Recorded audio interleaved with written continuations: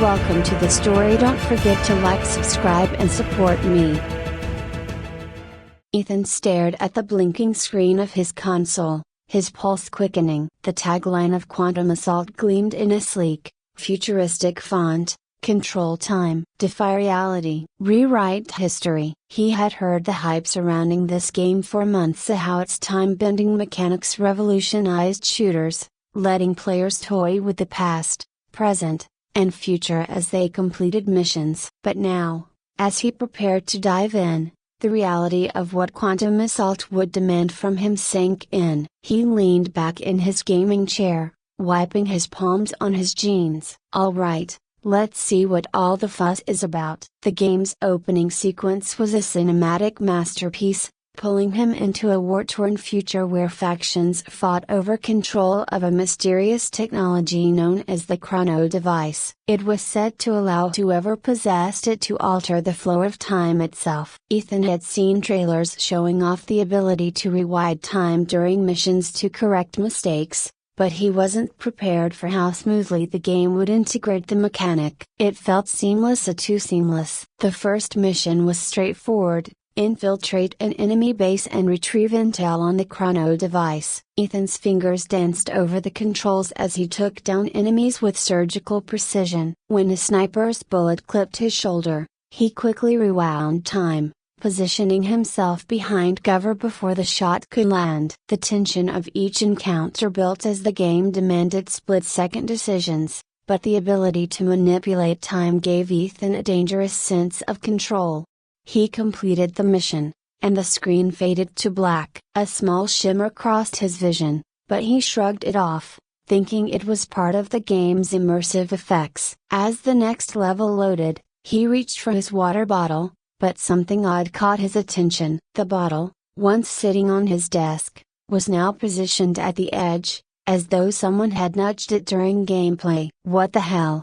he muttered, grabbing the bottle and placing it back in its original spot. Ethan continued playing, but a nagging thought took root in his mind. Over the next few days, the pattern persisted. Each time he completed a mission and the game rebooted, something small in his apartment seemed a broken bar different. His phone would appear in a different room, or a cup that he had left empty would inexplicably be filled with water. These were subtle changes, easy to brush off as his imagination running wilder, but the accumulation of these anomalies left him restless. One evening, as he wrapped up another intense session of Quantum Assault, the change wasn't subtle at all. He leaned back after completing a particularly grueling mission, running a hand through his hair. The game screen flickered and rebooted, the same slight shimmer crossing his vision. But when he turned his head, his breath caught in his throat. There, on his couch, curled up as if nothing had happened, was his dog, Shadow. Shadow, who had died 2 years ago. Ethan bolted upright, his heart racing. "This isn't possible," he whispered. He approached the dog cautiously, half expecting the vision to vanish, but Shadow wagged his tail and leapt up to greet him, as real as he had been in life. Ethan's hands trembled as he touched the dog's fur, soft, warm, unmistakably real. He stumbled back, his mind reeling. How could this be? How could a game bring back something that had been lost in the real world? Ethan sat down, trying to calm his racing thoughts. His hands shook as he reached for his phone to call his best friend, Brian, but he hesitated. What would he even say? That his dead dog had reappeared because of a glitch in a video game? It sounded insane. Instead, Ethan did what any gamer would do. He dove back into the game. Hours passed, and the more he played, the clearer it became that something was horribly wrong. The game wasn't just altering his performance in the digital world, it was rewiring the fabric of reality itself. Every time he rebooted a level or rewound time, the real world shifted in subtle, disorienting ways. Objects moved, memories felt skewed, and Shadow was just the beginning. His first thought was to contact the developers. He combed through forums, searching for anyone who might have experienced similar phenomena, but all he found were discussions about high scores, game mechanics, and Easter eggs. No one mentioned reality being altered. That's when he noticed a message in his inbox, anonymous, cryptic. I know what you're experiencing. Meet me in level 12. We need to talk. Ethan frowned, his fingers hovering over the mouse. Was this part of the game? Some kind of hidden narrative thread? He opened the message, hoping for answers, but there was no reply, just the original instruction. Level 12. With a mix of apprehension and curiosity, Ethan fired up Quantum Assault and loaded into level 12, a mission set in a sprawling, futuristic metropolis. As his avatar entered the neon-lit cityscape, the level seemed normal at first to standard enemies, objectives, and combat mechanics. But then, halfway through the mission, a figure appeared at the edge of his screen, moving in a way that no NPC should. Ethan's breath caught. This wasn't I. It was another player. He approached cautiously, weapon ready, but the figure raised their hands in a gesture of peace. A username popped up, Sarah87. The player's avatar was human, but her movements were deliberate, precise, too aware of her surroundings, unlike any NPC. Before Ethan could type a greeting, a message appeared in the game chat. It's not just a game. You know that by now. Ethan hesitated, his fingers resting on the keyboard. Who are you? Someone who figured it out before you, Sarah87 replied. The glitch isn't just in the game, it's affecting the real world. You've seen it, haven't you? Ethan's pulse quickened. How do you know about that? Because it's happening to me, too, came the response. We need to find the source of the glitch before it spirals out of control. Every time the game reboots, the real world is shifting. Time is fracturing, and it's getting worse. Ethan stared at the screen, a sinking feeling settling in his gut. He had hoped that this was some kind of elaborate ARG or hidden feature. But if someone else was experiencing the same thing, then this wasn't a game anymore. This was real. What do we do? Ethan typed. Follow me, Sarah87 replied. We need to get to the chrono device. It's where the glitch originated. If we can shut it down,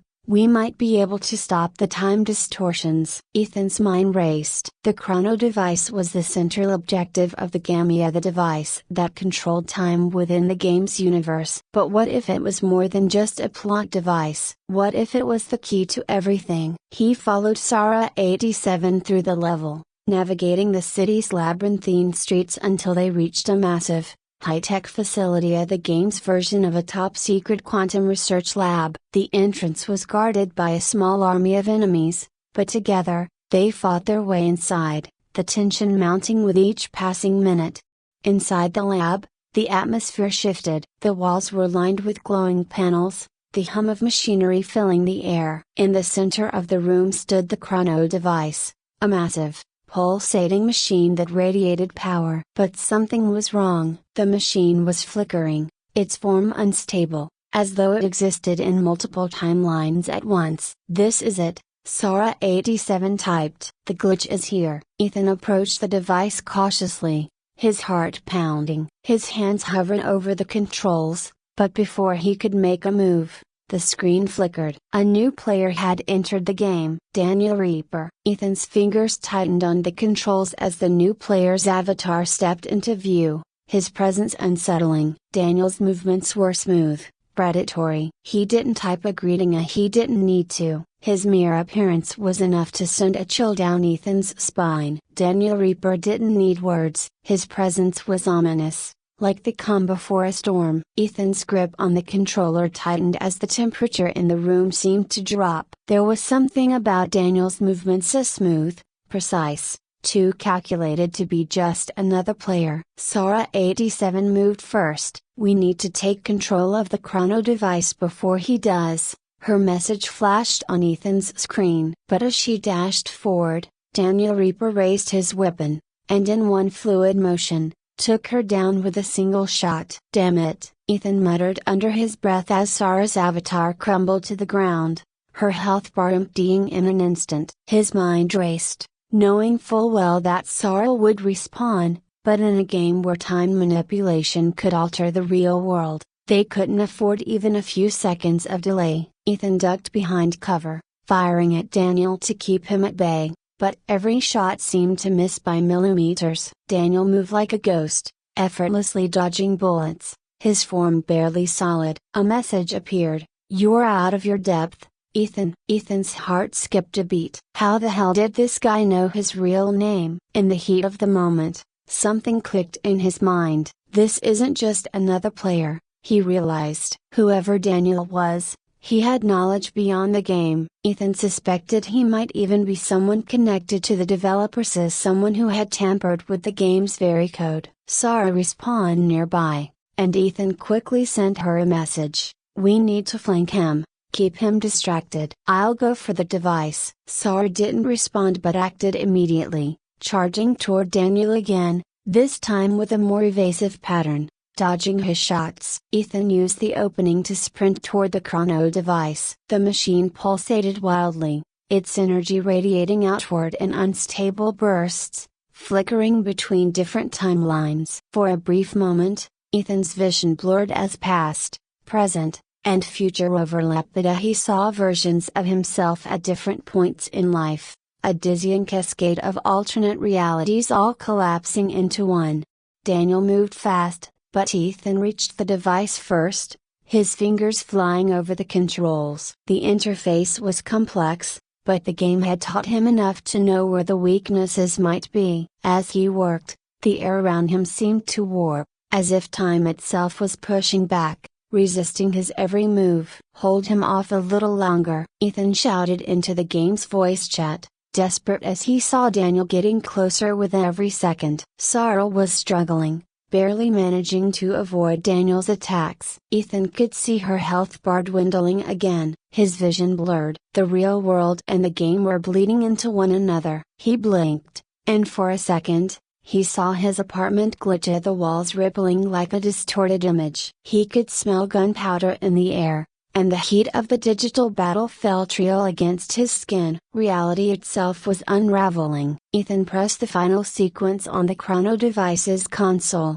and a surge of power pulsed through the game. The entire facility shook violently, the walls cracking as the chrono device emitted a deafening hum. Daniel Reaper froze for the first time, his avatar standing still, as if calculating the next move. Then, the screen around Ethan filled with static, and the game crashed. Ethan yanked off his headset, heart pounding. He was back in his apartment, the game's title screen flickering ominously on his monitor. He reached for his phone, intending to call Sarah, but before he could dial, his phone buzzed. A text from an unknown number: "You were close, but not close enough. You'll need to do better than that." Ethan's stomach churned. The text felt like a threat and a promise. He didn't know who Daniel Reaper was, but he was sure now that this person wasn't just a player. There was something much larger at play, something far more dangerous than he could have imagined. Sarah sent him a message a few moments later: "What the hell just happened?" Ethan typed back, "I don't know, but I think we've only scratched the surface. The game's not just broken, someone's controlling it." "Then we have to stop him," she replied. Ethan agreed, but as he stared at his screen, a sinking feeling settled into his gut. The chrono device was still active. They hadn't stopped it, only triggered a temporary shutdown. If Daniela or whoever he was managed to regain control, the consequences could be catastrophic. The game had already bled into the real world. He could feel the changes, see them in the small things: a newspaper from yesterday, now reporting events he didn't remember, a scar on his hand that was gone, his own face in the mirror, just slightly a broken bar different.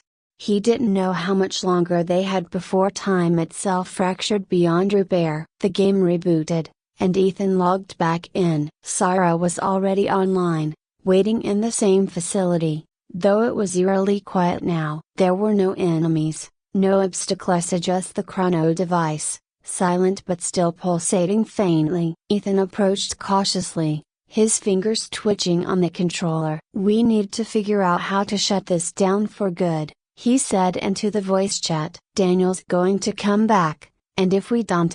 The lights in the virtual facility flickered. Ethan's heart skipped a beat as the sound of footsteps echoed in the chamber. Daniel Reaper was back, But this time, he wasn't alone. Two more players avatars unfamiliar to Ethana materialized alongside Daniel, their weapons drawn. "We're outnumbered," Sari messaged, her words clipped. Ethan clenched his teeth. This wasn't just about winning a game anymore. If they failed here, the damage would be irreversibly not just in the game, but in reality. "You take the one on the left," Ethan said. "I'll deal with Daniel." The fight was chaotic, time itself distorting around them as both sides bent reality to their will. Ethan and Sarah moved with precision, dodging bullets and manipulating time in desperate attempts to gain the upper hand. Daniel was relentless, his attacks unyielding, but Ethan had a singular focus, the chrono device. As Sarah engaged the other players,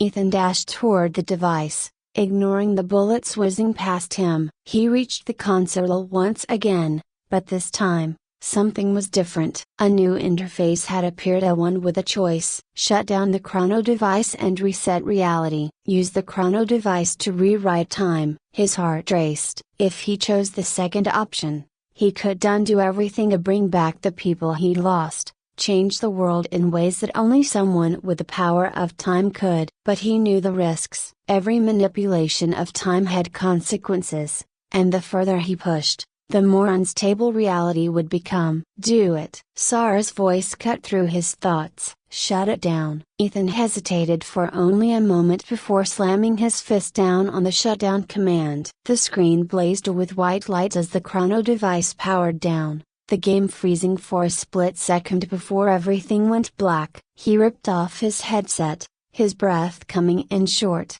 panicked gasps. The room was quiet, eerily so. No flickering, no glitches, just a broken bar normal. Ethan looked around, half expecting some trace of the digital world to linger, but everything was as it should be. His phone buzzed again. A text from Sarah. "We did it. I think it's over." He hoped she was right. But as he sat there, staring at the blank screen, an notification popped up on his monitor. "Update available for Quantum Assault 2. His heart sank.